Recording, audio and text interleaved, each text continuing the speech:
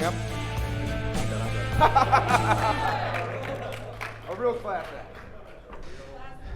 So, I'm going to read our official. We're about to have a look at a debate between Woke Destiny and Owen Shroyer over there at InfoWars. And before we get into it, real quick, I just want to say that the guys over at InfoWars were one of the inspirations for me to add my voice in this cultural and political space in order to help contribute to saving and preserving our republic against the demonized Democratic Party that seeks to destroy it. And I believe Donald Trump winning this election is one of the most important factors in saving and preserving our republic. And so if you don't mind hitting that like button and subscribing to the channel, showing a little support, I'd really appreciate it. Now let's go ahead and get into the debate. So I'd written out a whole opening speech here, but then I realized that MAGA conservatives don't really care about facts, so I figured I'd just keep it short and simple so we can get to the crossfire section. I think the argument for Kamala over Trump is pretty simple. I think the number one point that everybody should keep in mind is Trump is a loser. He lost elections. He lost candidates that he supported lost elections. He's lost court cases. He's now a convicted felon. He has lost 2, almost 3 wives. We'll see what Melania does after the current election season ends. He has lost businesses. He's filed bankruptcies. He's basically lost in every single way that you can conceive a person could lose. He's lost as a leader. He wasn't able to pass any legislation. He wasn't able to do anything about the ACA. Just like Sean's not able to do anything about this mic feedback. He's working on it. Yeah, just Trump is just, even if you support the policies ostensibly that Trump stands for, although that might change from one day to the next, he might come into office saying that he wants to destroy the ACA, fail to do that, and then now try to take credit for pre-existing conditions or price capping insulin. Even if you support him for whatever policies he says he does support, he's not the guy to do it. He couldn't do it when he was in office for 4 years. I don't know why we think he would do it in another 4 years. I always thought that the funniest slogan that Donald Trump had was using "Make America Great Again" the second time he ran for office. What happened? I think that Kamala Harris is a winner. People might try to say that she slept her way to the top or make other weird accusations of nepotism, like what plagued Trump's administration, but the reality is Kamala Harris got elected not once, not twice, not 3 times, 4 or 5 times if you count her being on the VP ticket. She won her election for a district attorney in San Francisco. She won 2 elections for attorney general in California. She was elected the junior senator of California, and she was the vice president on the ticket with Biden. So the difference is clear. Trump takes absolutely no accountability for any of his actions, and the people around him know that they have no accountability for any of his actions. When Donald Trump does a crime, what does he say? He says the judges are biased against me in every state court, in all the federal court. He says that I need immunity from criminal activity because I can't be prosecuted for it. I'm the president. He apparently believes that he can psychically declassify documents so that he can avoid responsibility for hiding stuff in his shoddy residence in Mar-a-Lago. There is just zero accountability anywhere. When you look at Trump and you say, why did you fail as a leader? Well, it was because of the swamp. Look at all these people I had to fire. Dude, you hired them. You can't take credit for firing people that were part of your cabinet. These are your picks. And again, to return to the first point, what's going to change this time? Is he going to magically get rid of the swamp now? He couldn't do it in 4 years. We're supposed to believe he can do it in 4 more. Even if you're a conservative, why would you think that Donald Trump is the guy that's going to get the job done for you? Kamala Harris is accountable. Not only did she rise through the ranks and win elections on her own, by her own merit, not through any weird conspiratorial nonsense, not through any crazy MAGA movement, not by partnering up with creepy weirdo billionaires like Elon Musk, but by winning her elections and doing a good job. You can also see that the Democratic Party holds their own accountable, and they have a wide tent of voters that they draw from that they have to maintain their accountability to, as opposed to Trump's camp that is dwindling by the day. Who we can go to the people who support Trump. Maybe that'll come up at some point here. No one around Trump vouches for him. Where is Pence? How do you have a president who was the president of the United States with a vice president who's not running with the same vice president? What happened to him? Well, what happened to him was Trump was kind of hoping he would get killed on January 6th. He sat there and he watched on TV for 3 hours while people like Owen cheered others going into the Capitol, rioting, delaying the certification of the vote. He sat there and he watched it happen. He tweeted out that Pence failed us while Pence was in a bunker underneath the Capitol, saying that he didn't want to leave the Capitol because he didn't want rioters and people around the world to see that the American election, that the American transfer of power had been disrupted by a bunch of MAGA sycophants.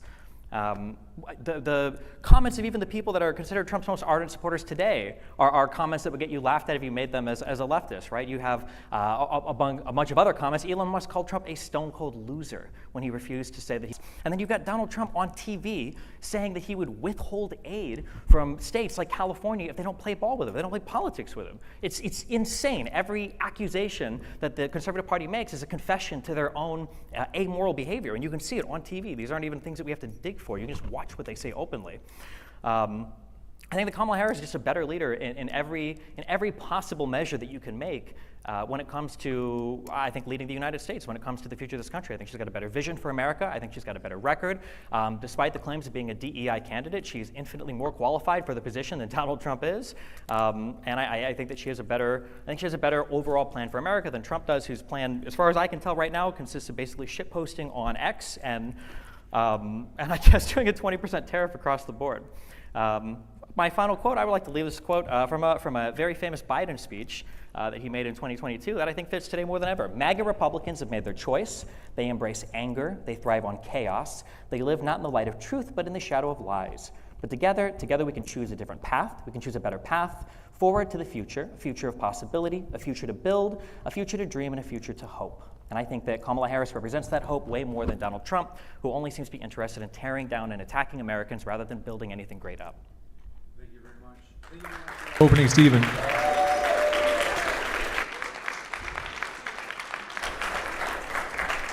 We'll kick it over to Owen. Thank you very much. The floor is all yours now, Owen, for 7 minutes for your opening. He starts off his opening statement saying MAGA people don't care about facts. We'll see who cares about facts during the course of this debate. Then you bring up his wives. Is that really a topic of conversation you want to get into? Wives? Yeah, I don't think so. He then talks about losses when I'm pretty sure you've lost every debate that you've had.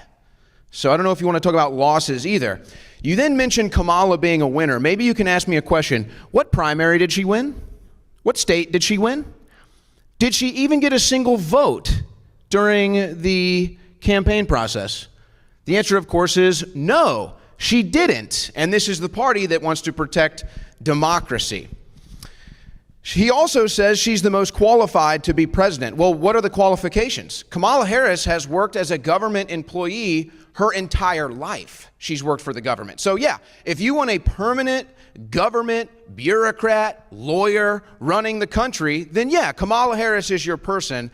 I don't really think that qualifies you. I think that qualifies you to get the hell out of government, because I think we can all admit that the government is corrupt. I don't know, maybe he likes the government. That'd be an interesting spot to take, but maybe that's where we're at here with the American left.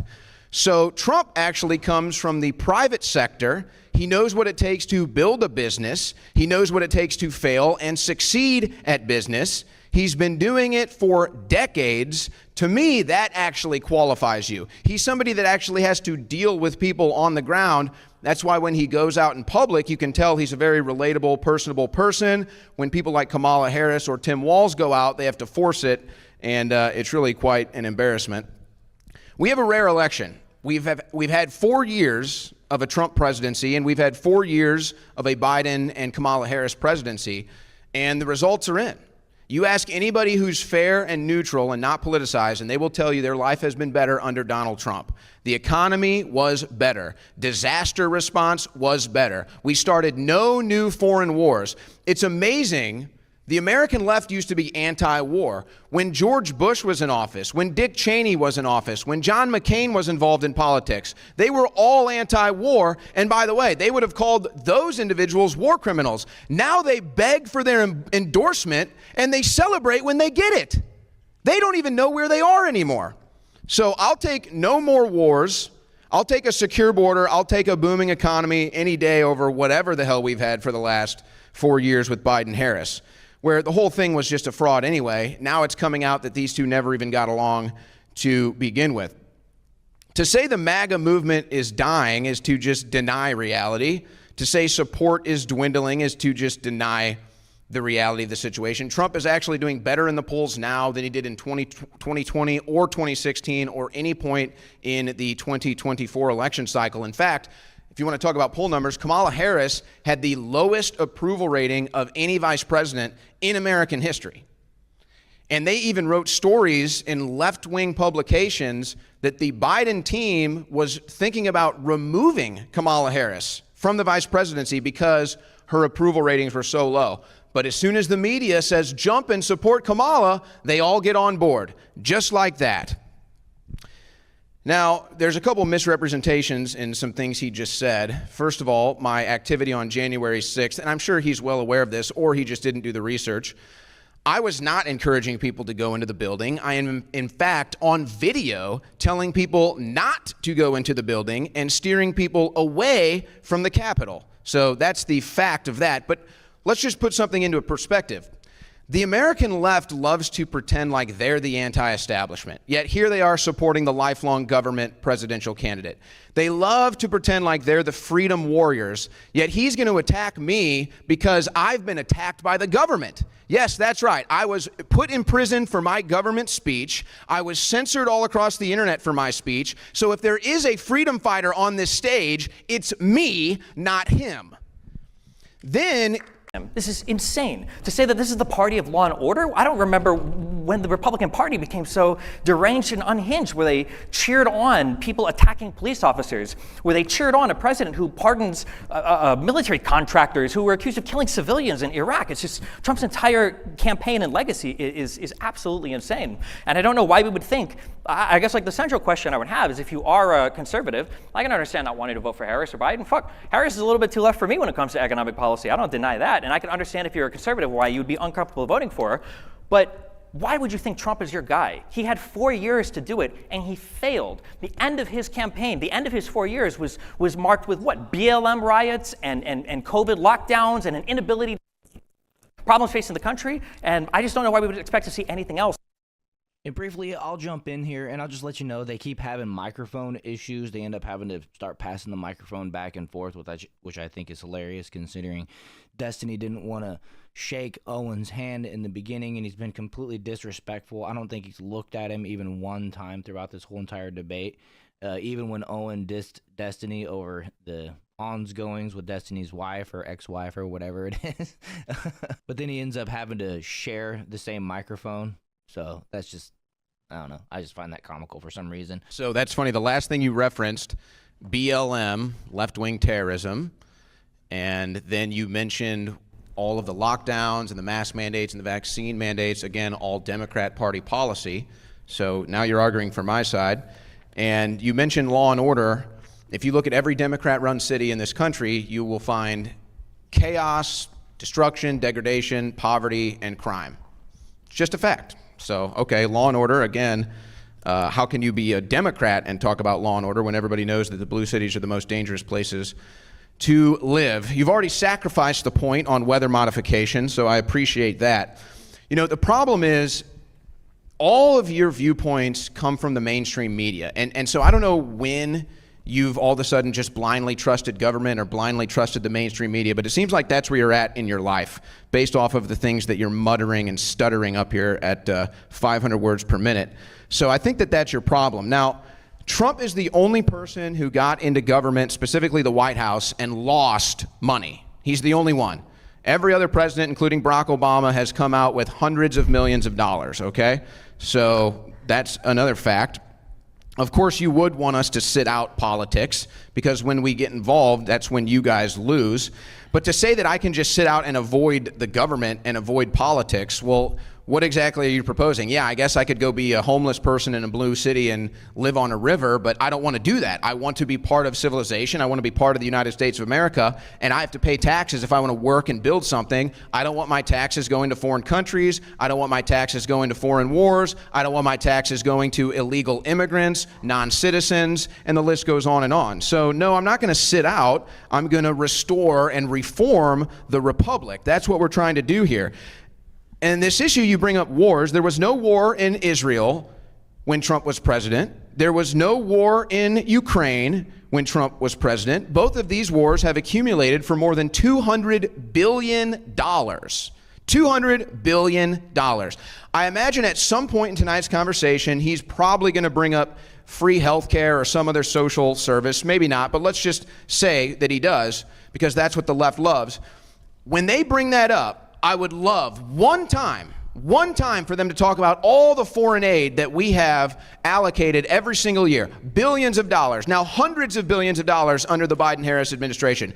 Don't talk to me about free stuff, healthcare, education. Don't ever bring that to me until you cut the foreign spending. You're never going to convince me to give any of that money until we cut the foreign spending. Then you want to bring these hundreds of billions of dollars back in? Okay, maybe. But all this stuff you brought up about wars in the Middle East, again, Bush, Cheney, McCain, who all endorsed Harris now. They're all on the Harris side. So that one doesn't really hold water. Clearly, you did not pay attention to the 2020 election and the aftermath because you don't know what you're talking about. There were... Unfortunately, gotta skip over the election part because of YouTube, but we're just gonna move forward a little bit. And just so you guys know, this isn't obviously the full debate. It's a 2-hour debate, and I just basically kind of clipped the best parts of the first section, which is what you've seen so far, and now they're about to move into the whole illegal immigration factor, and then we'll wrap it up after that. Sure. So I think the question was, in 2016, I think Democrats said that it was a waste of money, it wasn't a good idea, and then now that Kamala's proposing a wall, why is it now a good idea? Was the gist of the... Yeah. The idea that immigration policy can be boiled down to having a wall or not is childish. There's a whole bunch of stuff that goes into making good immigration policy. But the reality is most people, especially conservatives, don't think that illegal immigration is a big problem in the United States right now. It's very, very, very easy to prove this, because if you look at what happened on the border, you saw that there was a bill in Congress to address those issues at the border. Everybody was on board with voting for this until Donald Trump came in and said, no, I need you to keep the border open because I need to run on this as an election issue. You can listen to McConnell talk about it. You can listen to Cruz talk about this. All of this is open testimony. It's not even testimony. You're able to say to the media. Donald Trump said, I can't have you pass this border bill because it's going to make it so that I don't have something to run on. That doesn't sound like a very big problem to me. That sounds like politicking. Much the same, when Donald Trump was in office, Donald Trump didn't do any of the things that he said he would do at the border. He didn't get any legislation passed. He didn't make any substantive changes legislatively or through the legislature by working with them to actually effect any good border policy. He didn't get any money from Mexico. That was a complete and total lie. He failed on basically every single measurable outcome. He wasn't able to do anything. So again, if you think that the border is a problem, why would Trump be your guy to fix it? He did nothing except for what he could with executive action, and he's not able to lead the Congress in getting any comprehensive immigration stuff done. And the one time there was a good bill on the table that would have alleviated a lot of the issues with the asylum-seeking process, he shot it down. This guy over here is probably very keen to misinfo a lot of the stuff about the border bill, so I'll get ahead of a few of it because I know a lot of the dumb talking points, like the $200 billion in aid, the majority of which is used weapons, which last I checked can't help anybody with their health care in the United States.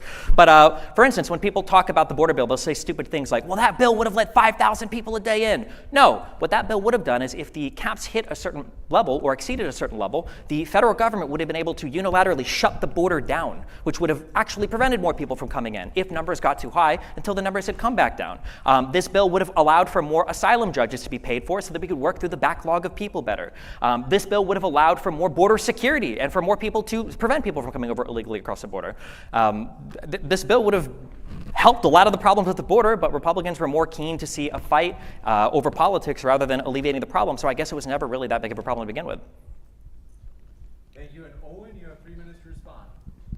Well, that's just a blatant misrepresentation of the congressional bill. It was never going to permanently shut down the border. It was going to set a cap per day, which would have maxed out still over 1 million border crossings per year. And they love to play this game with asylum. They're basically just rewriting the laws, and so anybody can seek asylum. Anybody can get on the app, the CBP One app, and claim to be an asylum seeker. This is not asylum. Asylum seekers go to their bordering country. That's an asylum seeker. These are people who are coming to the United States of America for free food, free health care, a hotel to stay at, and a free transportation trip wherever they want to go. That's why they're coming here, and they basically rewritten the laws where everybody is rubber stamped as an asylum seeker. So you can sit here and say, oh, asylum seekers, asylum seekers. Well, anybody and everybody from all across the planet can come here and now claim to be an asylum seeker, and you're just rewriting the phrase and the concept of illegal immigration. But you're just wrong. It's still over $1 million a year on this bill, but still you're completely misrepresenting it. The reason why the Republicans decided not to vote for this bill is because it did include all the pork barrel spending. This is how corrupt Congress is, and both sides do it. The Republicans and the Democrats do it. They've been doing it for years. They just tried to do it again on the continued resolution, but they couldn't even get the SAVE Act passed. So they'll have a bill with a major issue. Let's say it's border security. And then they'll pork barrel funding of all these different projects, all these different things that a governor over here might want, a representative over here might want, a senator over here might want. And they toss it all into this bill and they say, this is the border security bill. And then if you don't sign it, you're not for border security. And it's just a game. It's a game that our politicians have been playing against us, all of us, for years. So, yeah, I'm glad that the Republicans didn't do it in a rare moment, but yeah, are they still going to get the pork barrel they want? Yes. Are we still going to get all the illegal immigration that they want? Yes. So we still lose on that issue. Now, again, to sit here and pretend like the border was less secure or not secure under Donald Trump is just not being honest. The numbers are proven that the border crossings were down under Donald Trump. And every year since the Biden administration, the Biden-Harris administration has been in power, you've had a record number of illegal crossings. 3 straight years. And by the way, where are the 325,000 missing children that they have let in? Why did Kamala Harris cancel the border wall construction that was already paid for but now pretends to do it? It's because she's a flip-flopper and she'll say whatever she needs to get fools like this to vote for her. And I just want to add a couple things there as it relates to this whole asylum project that the Democratic Party is using through this app that is essentially ushering illegal immigrants into our country and giving them a pathway to citizenship. And in my opinion, these people are ultimately going to end up on Social Security and being able to vote. And who do you think they're going to vote for, considering one party basically paved the way and made it easy for them to come over here and become citizens and therefore, providing a better way of life for them, all at the expense of the American worker, at the American taxpayer, who are only going to suffer for this. I mean, you have Americans that are holding out from these companies that are offering wages that aren't enough for the people to survive. Right? These people can't pay their bills and start a family, or if they already have a family, they can't take care of them. And so they hold out and they say, once this job is going to offer more money, then we'll take the job.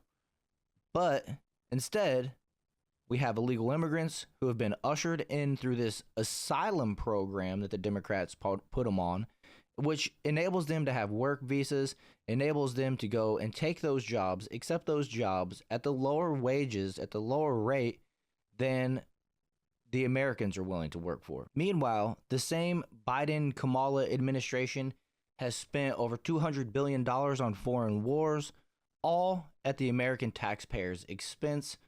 Our costs of living, our price at the grocery store, gas, everything across the board has gone up. There's no plan and no intention, in my opinion, from Kamala Harris to try to help us at all. It seems like the only people they're interested in helping is at the taxpayer expense. And I just don't see any way for America to survive or thrive under another 4 years of this Kamala, Biden, whoever's running them administration. Right? We need Donald Trump to win, and we're running out of time for this election. So the election is in 3 weeks, and I just want to encourage people to go out there and vote early this time. Don't wait till election day, because if you wait till election day, things can pop up in life that prevent you from going out and casting your vote. It can be one of a million things, right? And so just make sure you get it in. Make sure you get your vote in early. That's what I'm looking forward to doing personally myself. Let's not allow them to have the excuse of Kamala getting this big jump in the middle of the night, similar to what happened last time. And I'll just leave it at that. So hope you guys enjoyed this one. If you did, make sure to hit that like button, share this video, subscribe to the channel, and I'll see you guys in the next one.